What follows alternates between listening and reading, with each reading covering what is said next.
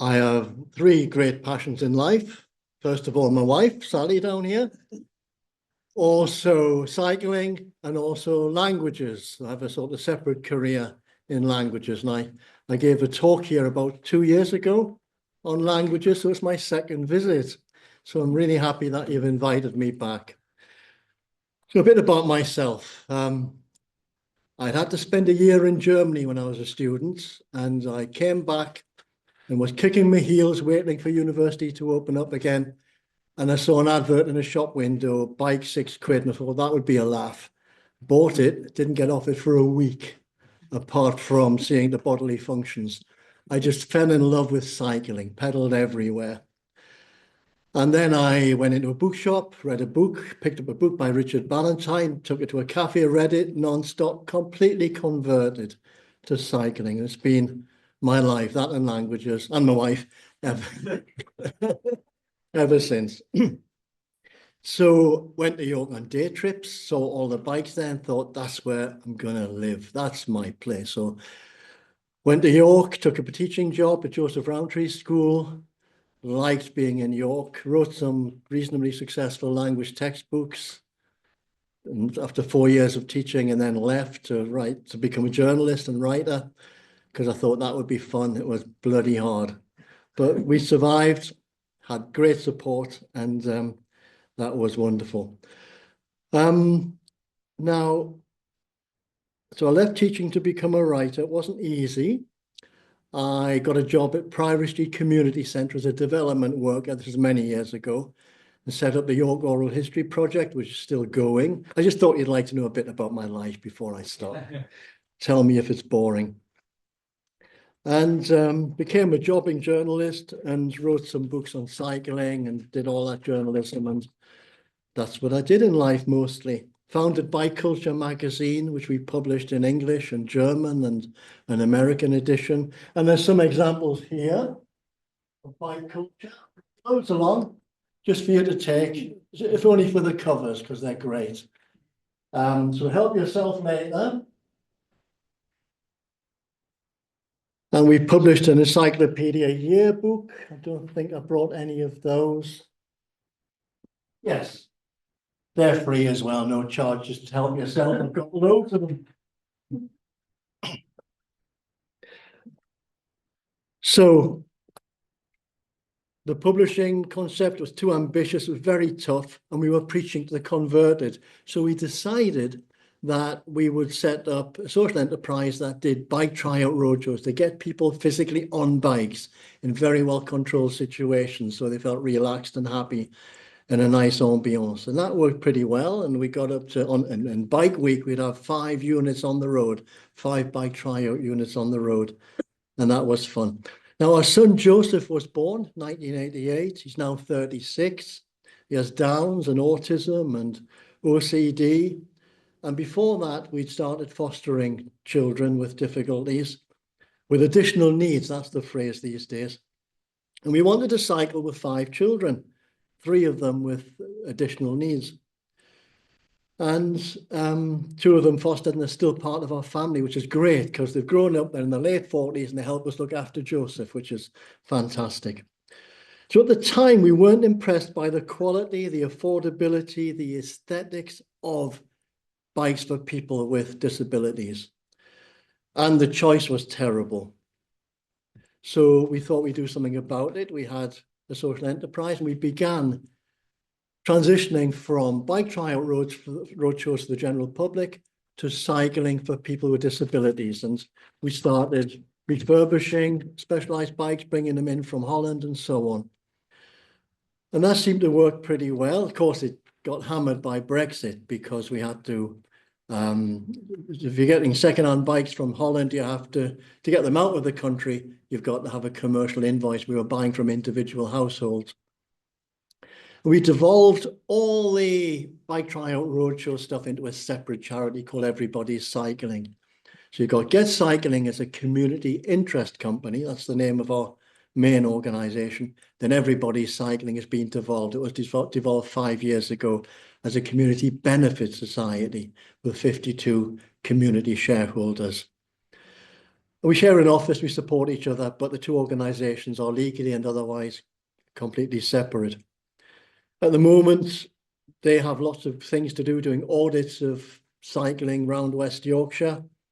And Get Cycling has a big project at the moment. We got I'll call it a quite massive grant from the Mobility Foundation called Pathways. We call it for a Pathways to Pedals project.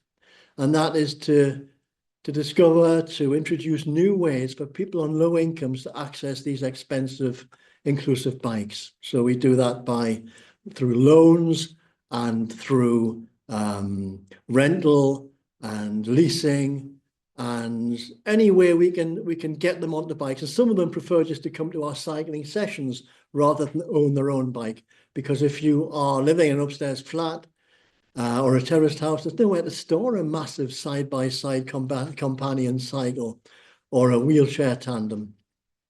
So we're looking at all the problems and trying to solve them. And that's really exciting. So we've just gone up from 14 staff to 18 staff, and it's good fun.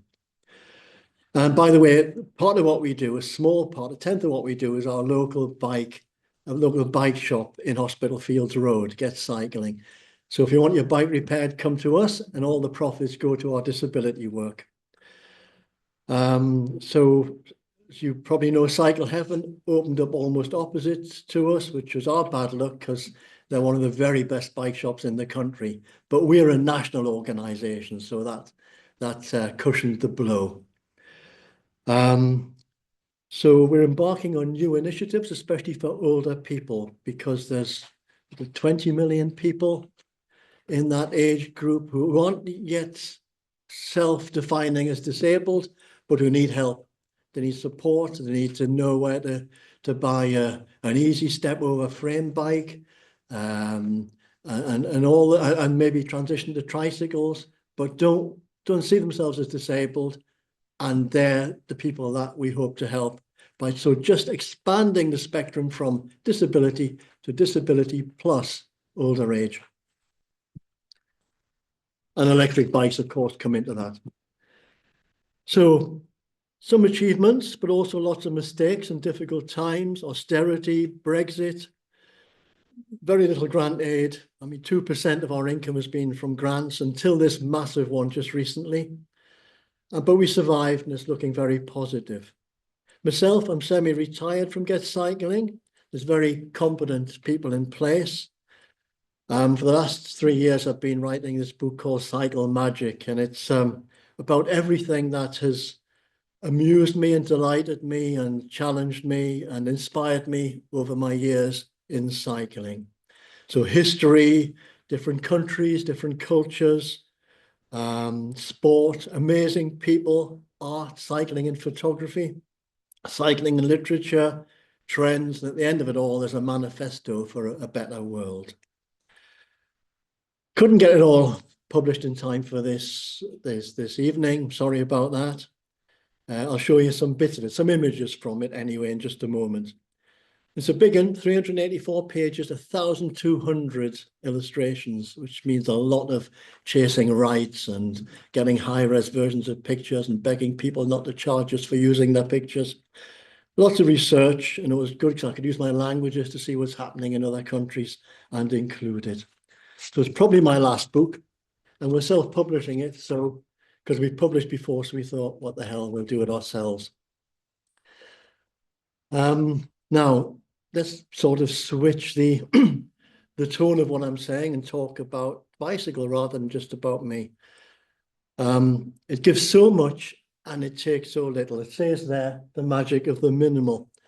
It's a neat collection of triangles, of triangulated sticks, 2 basic triangles holding 2 wheels which are shod with air. And that's all it is. Well, handlebars and brakes, I know, but it's so minimal, it's almost nothing.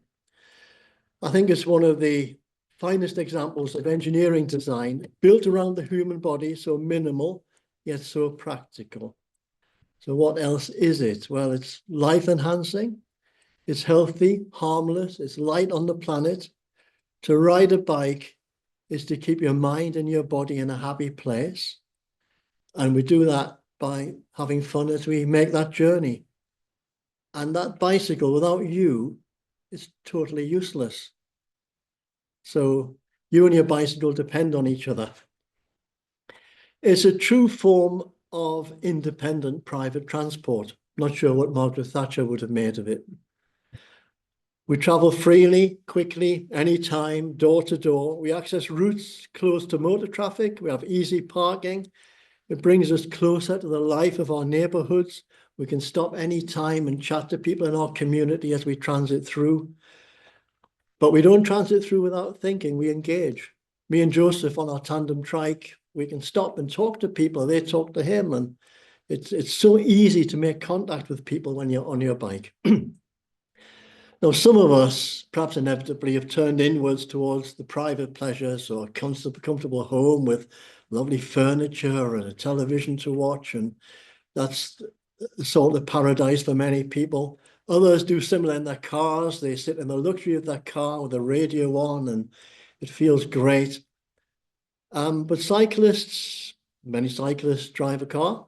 We drive a mobility car, mainly because of our Joseph, but we drive a car. And we're not sealed off from the world with all its confusion and weirdness and identity challenges. So on a bicycle, we can discover a happiness and a community.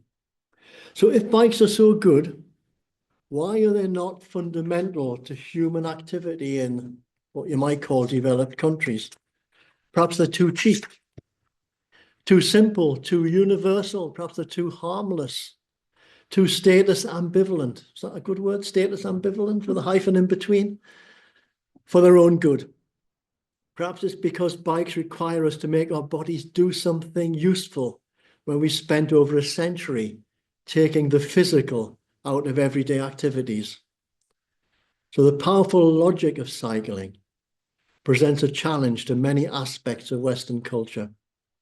Here's what some others say about the bicycle and cycling.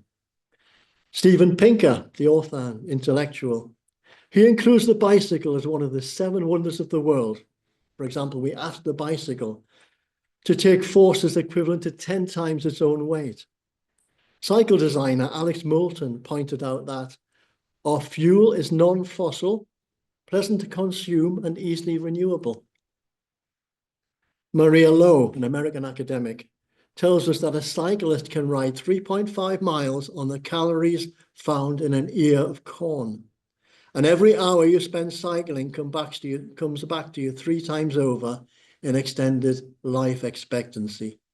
I'm still looking to the veracity of that. They say it was said by a chief medical officer 10 years ago, but I've never actually tracked that person down to find out what the proof is. So, and I can quote from Professor Stuart Wilson in the USA.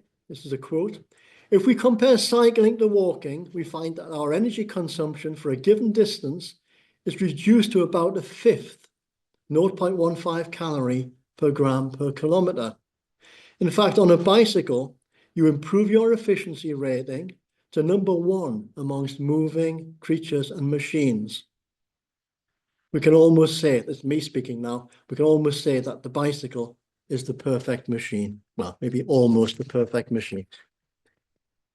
So, better look at my watch and see how time is going. Just a sec. Oh, yeah, not bad. I've been warned not to talk for too long because the food will get cold. So I'm going to show you some pictures of odds and sods, but I hope you enjoy it. That's me and our Joseph and Sally on one of our bikes outside Get Cycling in Hospital Fields Road. And that is a steer from the rear. So people think Joseph's steering, but he's not. I am. You might be waving to them with both hands, but no cause for alarm. Now, what we used to do before City Council lost the funding was run big bike tryout festivals once a year in Roundtree Park. It's a shame this stopped. Must try and raise the funding to get them going again. We got 8,000 people on bikes in 2 days on one of them. And we have lots of bikes like this. When I say we, some of these are with Everybody's Cycling, the charity that we work with and support. And we support each other. The staff intermingle and we support each other. But this is one of their bikes. Get Cycling also did lots of things with younger children, just getting them used to movement, and doing a lot in special schools and primary schools. I wonder if we need some lights out. Is it visible as it is? You okay? Right. So schools work, we go into schools, we commandeer the PE lessons and spend all day getting people into feeling good about cycling, trying unusual bikes out and giving them challenges on conventional bikes. This is us at Applefield School in York. We eventually sold them a whole fleet of bikes and they just look after them themselves now. So additional needs, cycling brings active mobility, independence, exercise, better health, new sensations, closeness to nature, improved mental health, lots of fun. I should have let you read that yourself. So, oh, there's Joseph and Sally. We did festivals of disability cycling in various big cities. So I'll say, not particularly modestly, that we've become quite big in this sector, which isn't hard because very few others are doing it. We took a group of people from York to Munster, the Twin City, on a cycling holiday. And in that picture, don't know if you can see, but every single bike is different from all the others. All the different specialized bikes for people with disabilities. And we took part in the Peace Games in Munster, and we competed against German and Dutch and Belgian disabled cyclists and all had a great time. So the start of the history section, that's just the cover of Bike Culture magazine, which we have here. You like it? I like that one too. Now I'm going to rattle through some history.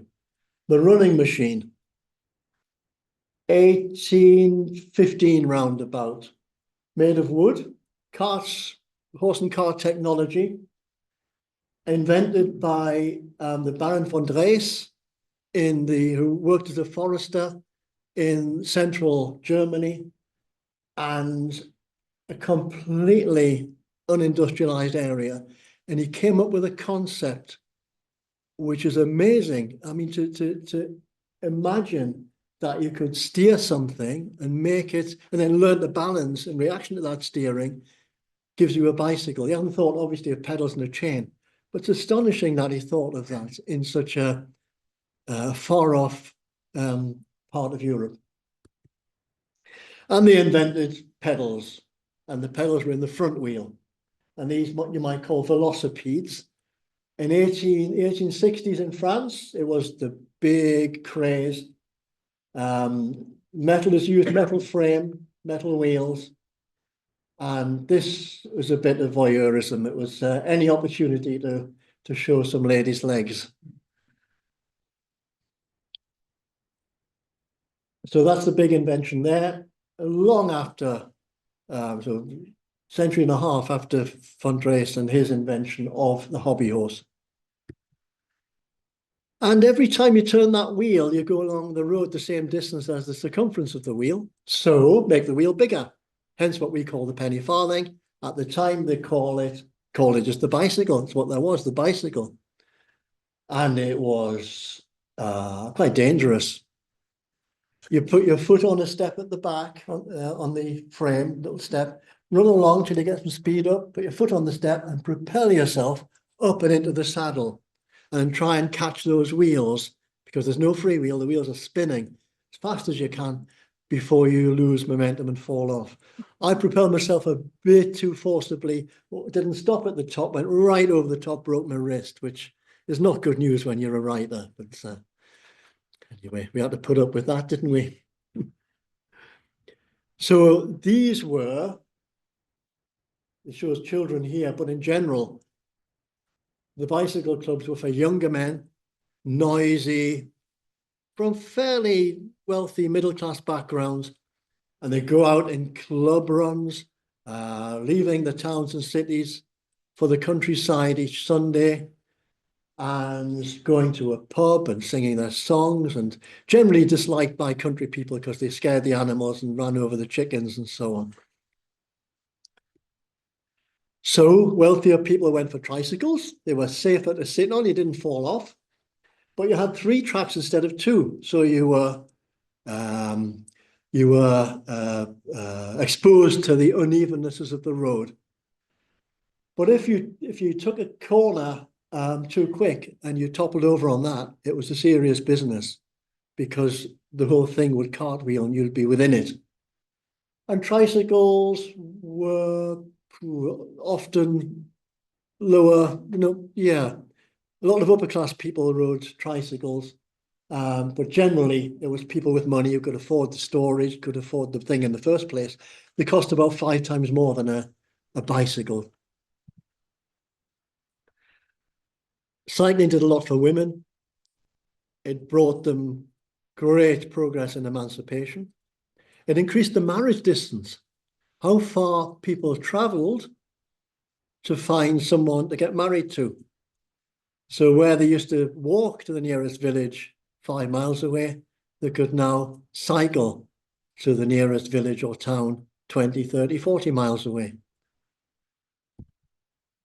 And here you see the difference between 1895, 96, big cycling boom, a big craze. The aristocracy took to cycling. And here you see a wealthy lady with a very waspish waist, looking very severe, drably dressed, and an emancipated young lady from France, painted by her father, dressed in a comfortable way, hand on hip, looking as if she's a bit of a hard nut to crack. And I think that's a delightful picture. So the royalty took to cycling. These are 2 the Royal Highnesses, it says, Prince Ludwig Ferdinand, Prince Alphonse of Bavaria. Royalty cycled a lot, but usually in very restricted circumstances. The bicycle carried British culture abroad. The all-steel bicycle was sold and ridden in many parts of the colonies and many parts of Europe before they industrialized as well. Like the Polish word for bicycle is rower, because rover bicycles were the only ones available to them. This is time trialing, 1930s UK. It was thought that racing on public roads was illegal, so they used to ride, usually in black, very early in the morning, so they wouldn't be seen. They do time trials in the UK. And this was Herne Hill track. This is paced, excuse me, a pacing tandem with cyclists behind drafting. Now, big cycle companies like Dunlop would have teams touring the country by train, 5 tandem teams, 5 tandems like that, to pace the one champion rider that was sponsored by that company. Very dangerous, very fast and very dangerous. Edwardian times, round about 1910, probably the optimum time to ride a bike in the UK. So here you have reasonably good roads, virtually no traffic, and lots of interesting things to see. I'm just going to check the time. Right, so we've got half an hour, Tim, is that right? Yeah. Now, moving on in history, bikes were used as pack horses quite often, especially in Vietnam and the Viet Cong, and in Indonesia. So anyway, before that, First World War, this is a family escaping on the family bicycle, probably one bike belonging to the family. And this is a family escaping from the German invasion and escaping to Antwerp, getting away from the front line to Antwerp. And to the right, a bit later, you have a gathering of, I hope you can see it, a gathering of sidecars, probably Watsonian sidecars, they're called, families riding together each with a sidecar on the side of the bike. You don't see them much these days. There's other solutions to carrying children. Just before the Second World War, the socialist government of Léon Blum in France brought in the paid holidays for workers for the first time. So they all got off into the countryside on their bikes. I think this is a delightful picture. Right, so a bit of politics. This poster was produced by the Clarion Cycle Club, and it says CTC, Cyclist Touring Club, CTC, capitalist decay.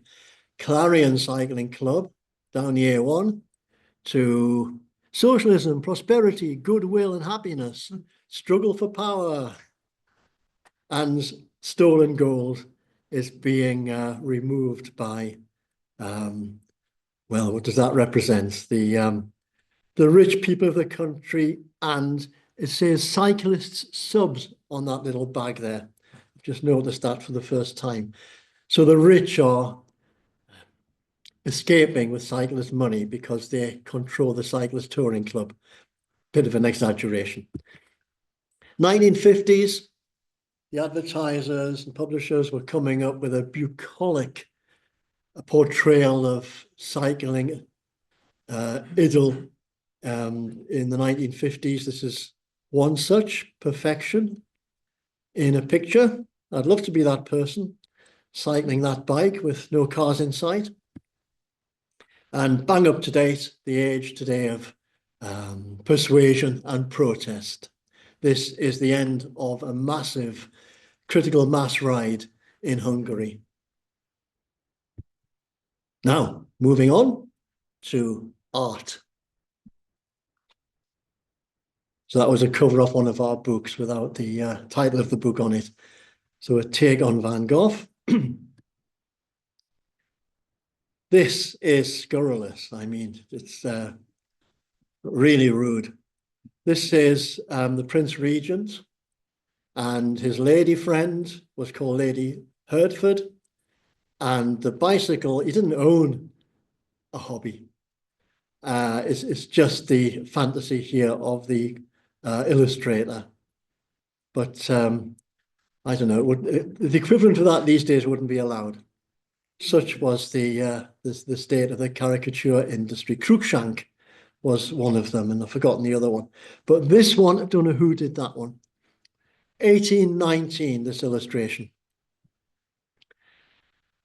Well, this is an interesting picture for this reason. It embodies all the themes of French, mostly French artists, commercial artists in the late 1800s, 1895 and so on, when the big cycling boom was going on. So the themes are flight, a lot of posters and publications in books. A lot of them showed flight. A lot of them showed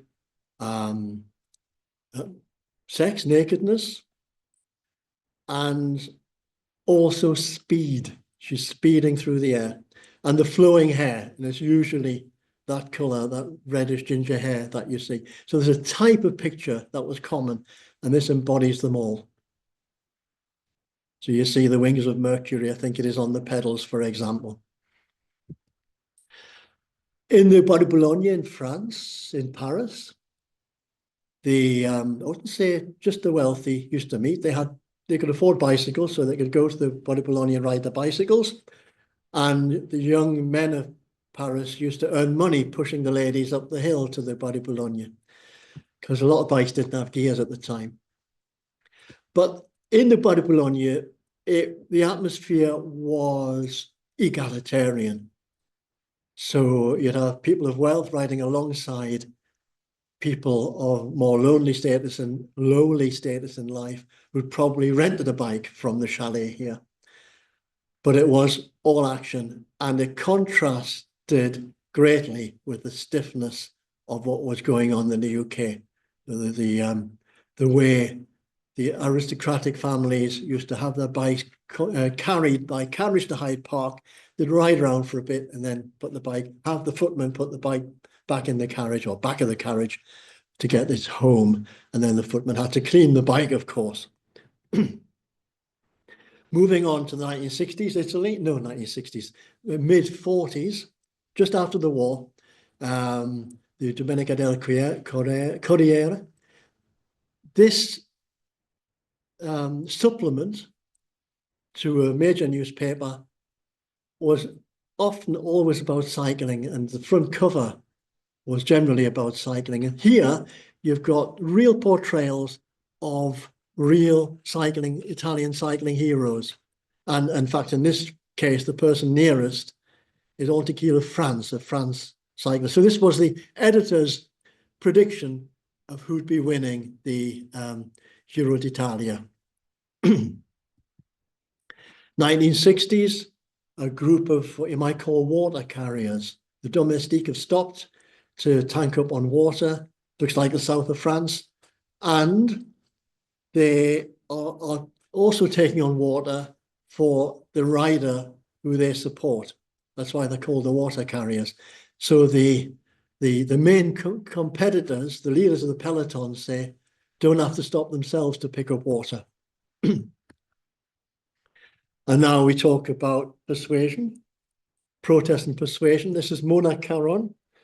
What she does mainly, she's an American artist, what she does mainly is paint massive weeds up the sides of buildings all over the world. And she likes weeds because they're stubborn and unloved.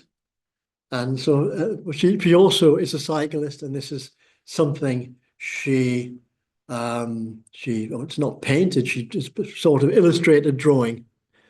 And I've forgotten who she did it for. I think it was an American magazine, Mona Caron. Friends of ours organized an annual festival called Cycle Fest, and this was a picture to publicize it. And I like it because if you look closely, you'll see that there's a penny farthing rider, as they're called bicycles then, penny farthing now, on the rock, and the photograph's actually converting it into a recumbent, it's all upside down, but a recumbent cyclist. So implying that all kinds of cyclists are going to be at this festival. I like the contrast between these two pictures.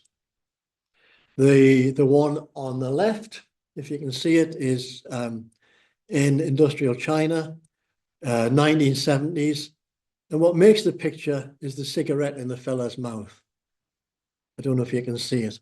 And in contrast with that, Sally thinks this is, and we know it's Holland, Sally thinks it's industrial pollution. I think it's just the sunshine coming through the mist.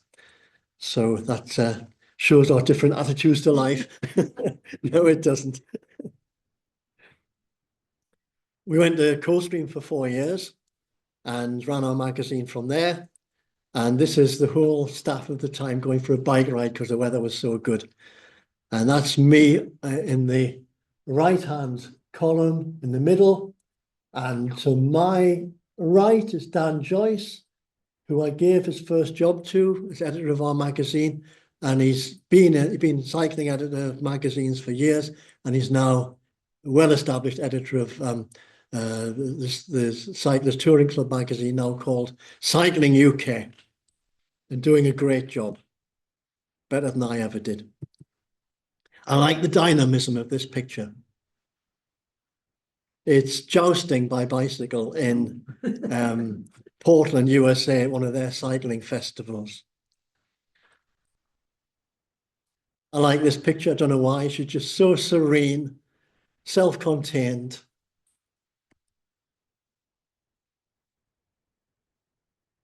This is Rwanda. What I like here is the concentric circles, the rock, the cyclist, the road, the people.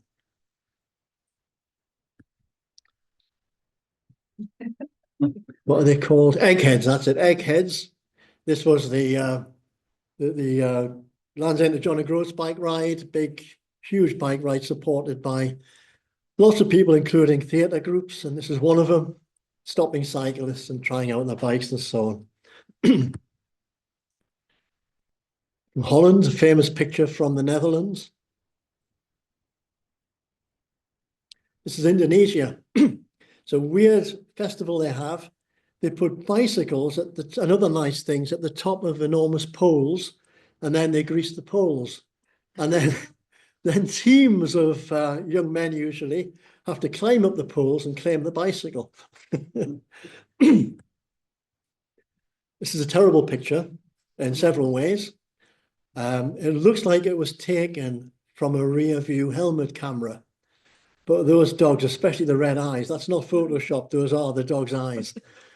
So we hope that the cyclist got away. This I can't understand. This is Indonesia, or Java, which is part of Indonesia. And these people, this is a Sunday parade, and these people are dressed in military uniform of the colonialists who, was it the French? No, it was the Dutch, of course it was, because that's a Dutch-Sparta tandem.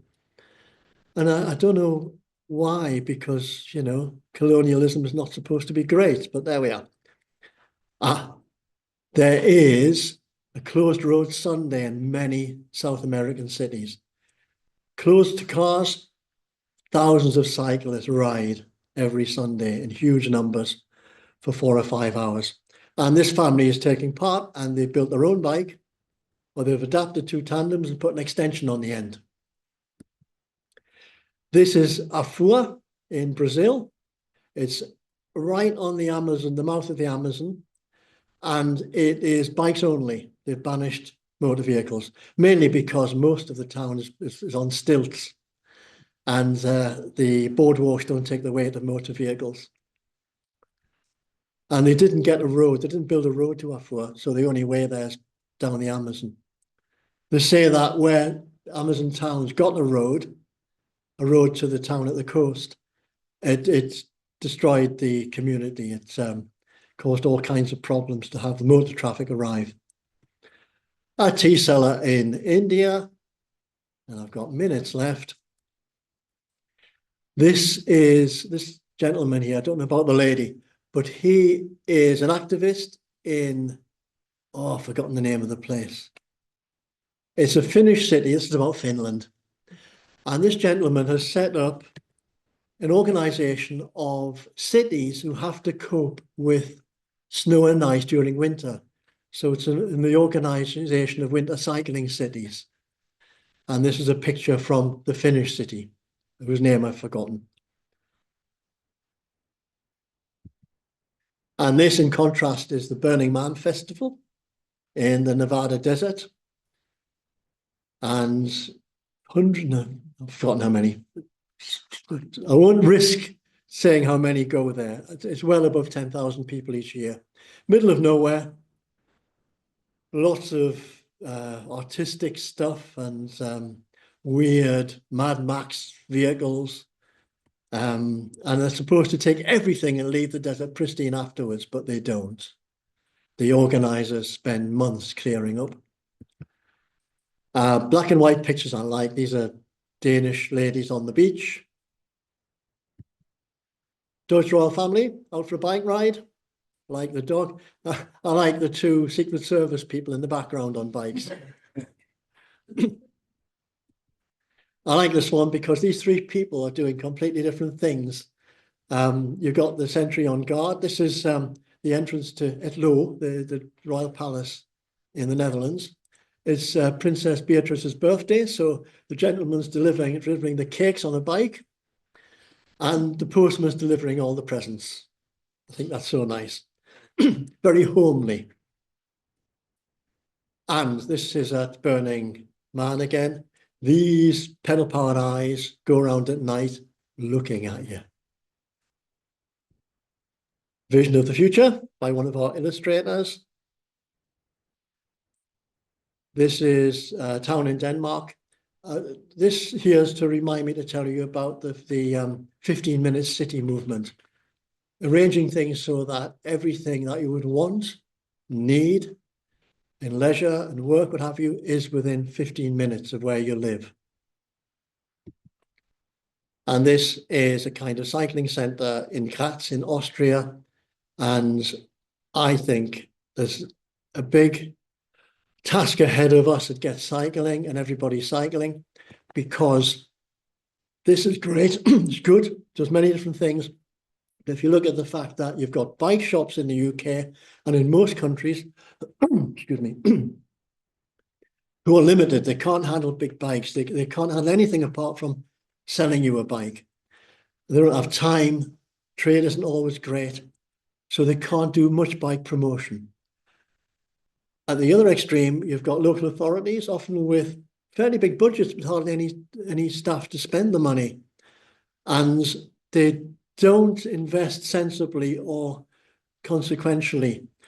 And so there needs to be something, a bike hub in every region, which does everything, which earns its living, makes itself solvent by selling bikes and supporting the people that you sold the bike to, by running events, guided rides, hire bikes, activities on site in an indoor, not a velodrome, but an indoor facility. And that is something that we're applying to the Motability Foundation because we want to do research into how that becomes possible. Because they said to us, we'll never put cycling into our main offer at Motability, cars yes, cycling no, until the bike industry or somebody has a proper network of dealers and support organizations. So we're going to take them at their word, do the research and see if we can show a feasibility for that. So just to finish off, that's the book, yeah, it's the cover of the book, all I can offer you for now. And on your bicycle, I wrote a history of cycling. If you're interested in that, we have some here. This here, very welcome to that for a very modest sum of money.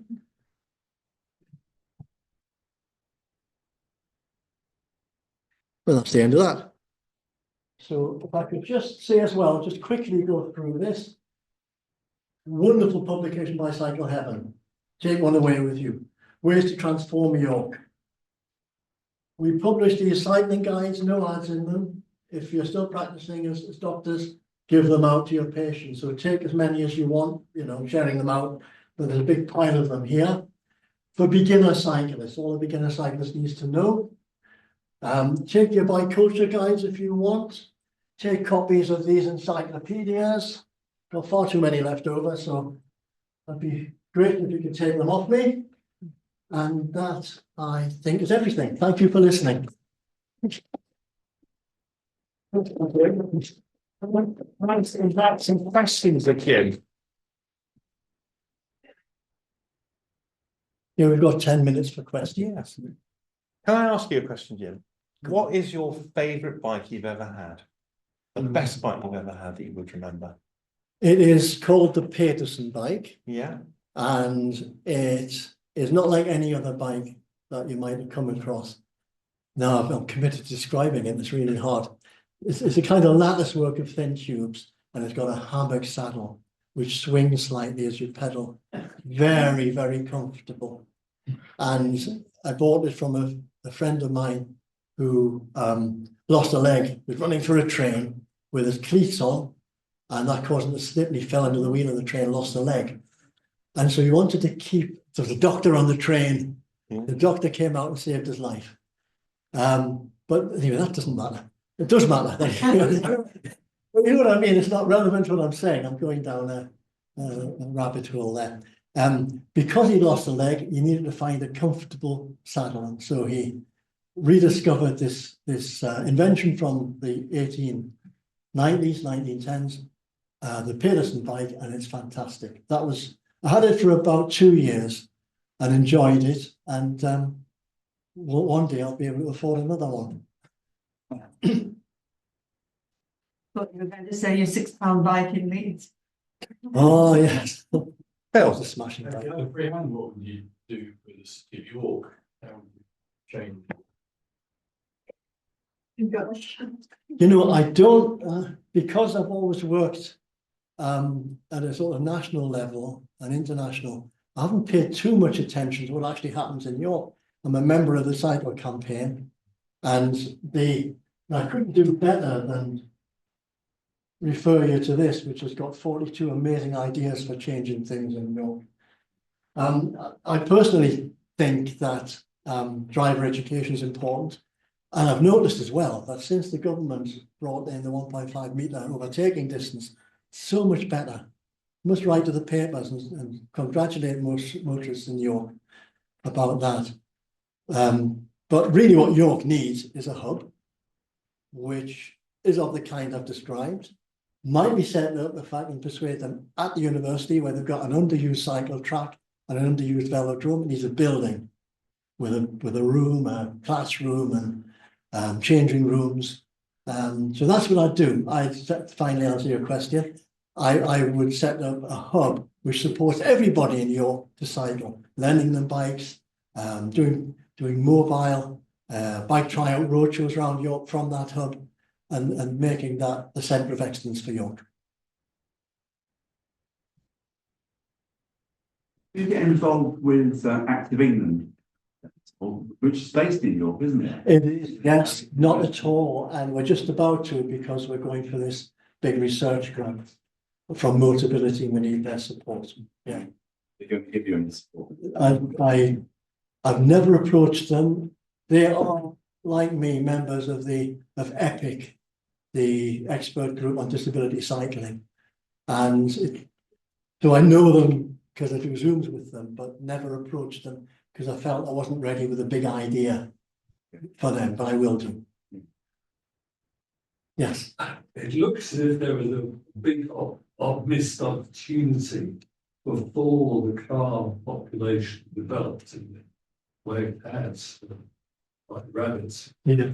In the 40s and 50s, we could have had, anyway, in some places, something more like the Dutch in the Danish situation. Was there any pressure towards real adoption of closed cycling? And says no. The Dutch discovered a massive gas field underneath Groningen, and that brought them a huge income, and they decided to spend it largely on bike path network. And that was instigated by the fact that the people rose up and they had an organization called Stop the Kindermoord, Stop Child Murder, because kids were being killed by motor cars. And the government reacted. It's a small country, it can react fast. And the sentiment was strong. And the Dutch had no car industry, that helped a lot. And I'm telling you how the Dutch did it. I'm not telling you why the UK didn't do it. I just think that the car industry was too strong, and the road industry. And lack of imagination, same with the demise of the rail network, just lack of imagination. Or was it the motorbike? I don't know. The motorbike's never been a big thing, has it? Oh, the big thing, there were more motorbikes than cars. Yeah. Accept that. Well, if I could ask Mark to give our vote of thanks. So you can have to sit down. Thank you very much, Jim, for coming tonight and telling us all your stories of cycling.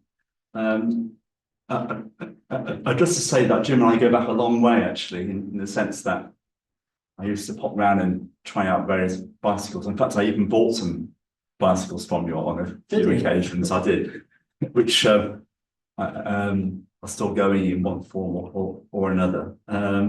But it was an inspiring talk, and I'd just like to pick out a few things from it, really, which I managed to jot a few notes down as we were talking, and it was just the fact that one of the things you said was that you fell in love in Germany with £6 bicycle and Sally and languages, and I thought that was a wonderful kind of metaphor for life, really, isn't it? and then you just took us through all your wonderful backstory of and you've never really veered from that. path. You've been true to yourself, really, I would say. And I think it's a credit to you that you've kept it going all these years and never tried completely different things. And we've got friends who are now trustees with you. I think Anne. Anne is with, Get Cycling, yeah. Yeah, so she's a trustee. So there are strong links with medical fraternity. And I did a talk on the health benefits of cycling, obviously a few years ago, which is kind of reinforcing what you were saying, really. But then you talked about the benefits of cycling as well. And it's just one thing after another: life enhancing, happy place. You're not sealed off from the world, and a challenge to Western culture as well. I thought that was quite a thing. And when I was reading about your books and things, and you mentioned about how the bicycle helped change people's habits in terms of who they met. And it was Steve Jones, wasn't it, the famous geneticist who did the reef lectures quite a few years ago, and he said the bicycle was the most important event in recent human evolution, which I thought was quite something.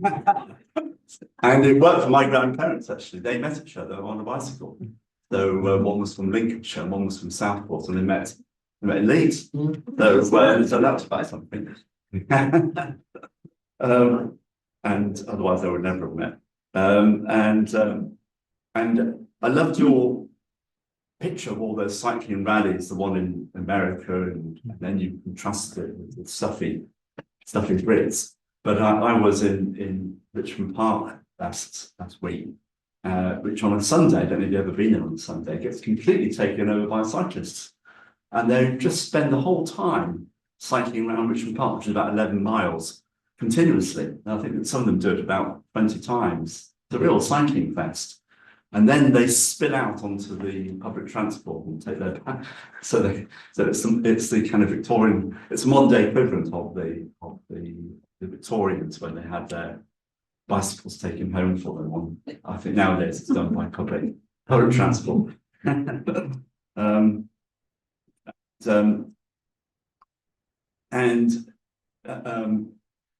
So I think it just remains for me to say what a wonderful talk it was. It was fascinating, and we look forward to seeing your new book and maybe some of your old books as well. But I'm sure it'll be quite special when it comes out. Yeah. So on behalf of York Medical Society, I'd like to thank you once again for coming and doing the talk, and maybe another one in 2 years' time. Who knows?